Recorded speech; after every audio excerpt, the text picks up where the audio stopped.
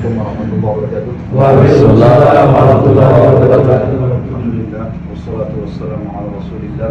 Segala puji dan puja kehadirat Allah subhanahu wa ta'ala, juga salawat dan taslim kepada Nabi besar Muhammad sallallahu alaihi wa ala alihi wa sahbihi wasallam. Pada hari ini insyaAllah kita akan sholati jenazah saudara kita Afuding. Semoga Allah subhanahu wa ta'ala maafkan kesalahannya, angkat derajatnya dan juga terima seluruh amalnya. Dan ini kita harusnya melakukan dua hal pada kesempatan seperti ini. Yang pertama tentunya kita akan sholat jenazah. Dan sholat jenazah kembali saya ingatkan 4 kali takbir. Takbir pertama baca Al-Fatihah tanpa iftidah dan tanpa surah. Takbir kedua baca salawat Ibrahim yang dibaca pada saat tahiyat. Takbir ketiga mendoakan mayyit. Tentu doanya cukup panjang, Allahumma ighfir lahu warhamhu wa'afihi wa'fu anhu sampai akhir. Kalau tidak hafal bisa ulang-ulangi Allahumma ighfir lahu warhamhu. Itu aja diulangi terus sampai imamnya takbir yang keempat. Takbir keempat bisa salam langsung atau mendoakan diri sendiri. Doanya Allahumma la tahrimna ajrahu wa la taftinna ba'dahu. Artinya ya Allah, jangan sampai Engkau mengharamkan kami dari pahalanya, dan juga jangan sampai kami terkena fitnah setelah dia meninggal. Itu yang pertama. Yang kedua, ini tidak kalah penting adalah kita mengambil pelajaran. Beginilah keadaan dunia. Pasti semua berpasang-pasangan. Ada laki-laki, ada perempuan, ada siang, ada malam, ada lapar, ada kenyang, ada muda, ada tua, ada hidup, ada mati. Ini pasti terjadi. Sekarang mungkin dia mendahului kita, tapi kita semua setiap hari di pagi hari seperti ini sedang menuju ke liang lahatnya masing-masing. Oleh karena itu, kata Nabi SAW, kafa bil mauti dzakira. Cukuplah mati itu menjadi peringatan agar setiap orang menyadari akan ada akhir daripada semua perjalanan dia di muka bumi ini. Cuma perlu difahami adalah kematian bagi seorang muslim itu adalah awal segalanya. Beda dengan orang kafir.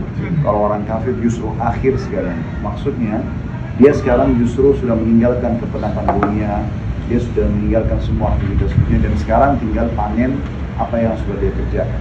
Kalau dia kerjakan kebaikan-kebaikan selama ini, maka insya Allah sudah aman, dia akan terima semua.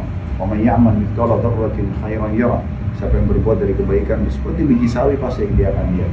Dan siapapun melakukan dosa, kalau tidak sempat taubat, maka wa may ya'mal mithqala dzarratin syarran yara. Siapa yang berbuat seperti biji sawi dari keburukan pasti dia akan lihat. Manusia terbaik pun Rasulullah SAW juga meninggal dunia. Maka kita semua akan melalui itu. Tapi orang kalau meninggal sekali lagi bagi orang muslim adalah awal segalanya, karena dia sedang menuju kepada apa yang terbaik yang akan dia terima nanti di akhirat sana. Para sahabat Nabi Ridwanullah alaihim, kalau seseorang di antara mereka mau meninggal dunia, maka sahabat yang lain datang dan mengatakan berita gembira buat kamu. Orang mau meninggal tapi dibahasakan berita gembira buat kamu. Kenapa? Karena jawabannya mereka mengatakan, karena sebentar lagi kau akan bertemu dengan Allah, sebentar lagi kau bertemu dengan Rasulullah SAW, sebentar lagi kau menerima hasil daripada amal-amal solehnya. Nah, memang itu akan terjadi pada saat prosesi kematian.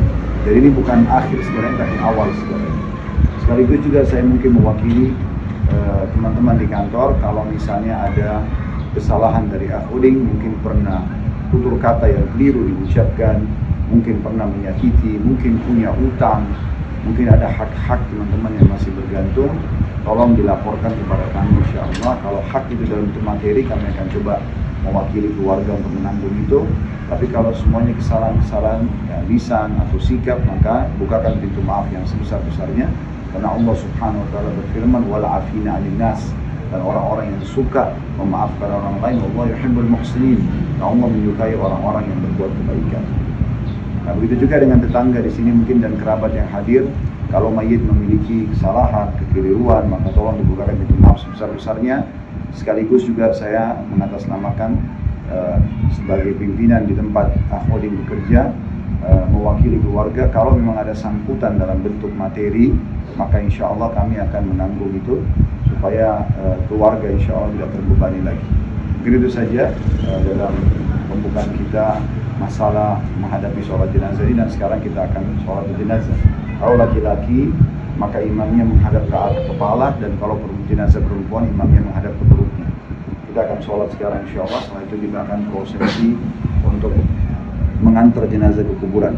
Juga saya ingatkan sabda Nabi SAW, siapa yang sholat di jenazah dia akan mendapatkan 1 qiraat, dan siapa yang mengantar jenazah sampai dimakamkan juga dapat 1 qirat. Sahabat bertanya, apa itu 1 qirat ya Rasulullah? Kata Nabi SAW, seperti gunung Uhud. Dan oleh karena itu menghadiri sholat seperti ini bukan hanya karena kita punya hubungan emosional, teman kerja atau keluarga atau tetangga, tapi siapapun muslim yang meninggal dunia, kita dianjurkan untuk menghadiri jenazahnya dengan mengejar keutamaan mendapatkan 1 qirat dari mana. Setiap orang di antara kita kalau tiba di pagi hari begini sebenarnya sudah berkurang harinya dan makin dekat dengan liang lahatnya. Seorang muslim harusnya cerdas mengambil pelajaran dari kejadian seperti ini. Mumpung Allah masih memberikan umur, maka perbanyak amal saleh.